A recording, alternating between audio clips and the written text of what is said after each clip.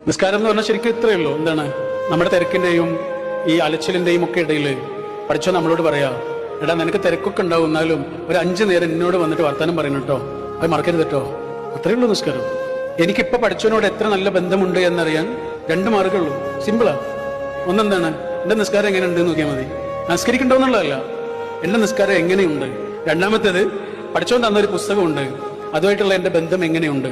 അത് 2 നോക്കിയാൽ മതി. നിങ്ങൾ സുബഹിനെ കുറിച്ച് ആലോചിച്ച് നോക്കൂ. ഒരാൾ സുബഹിനെ ഉണരുക എന്ന് പറഞ്ഞാൽ എന്താ, മൂടി പതിച്ച് സന്തോഷത്തോടെ ഭയങ്കര രസമായിട്ട് ആസ്വദിച്ച് ഉറങ്ങുന്ന ഒരു മനുഷ്യൻ സുബഹ് നേരത്ത് ഉണർന്ന് നിസ്കരിക്കുക എന്ന് പറഞ്ഞാല് അതെന്താണ്? അത് അയാളുടെ പുലരിയെ ബലി കൊടുക്കുകയാണ്. അയാളുടെ ഏറ്റവും പ്രിയപ്പെട്ട പുലരിയെ അയാൾ ബലി കൊടുക്കുകയാണ്. കഷ്ടപ്പാടാണ്. പക്ഷെ ആ കഷ്ടപ്പെട്ട് ഏറ്റവും പ്രിയപ്പെട്ട മകനെ ഇബ്രാഹിം നബി ബലി കൊടുക്കാൻ തയ്യാറായതുപോലെ അയാൾക്ക് ഏറ്റവും ഇഷ്ടപ്പെട്ട ഉറക്കത്തെ, പുലരിയെ അയാൾ ബലി കൊടുക്കുന്ന പരിപാടി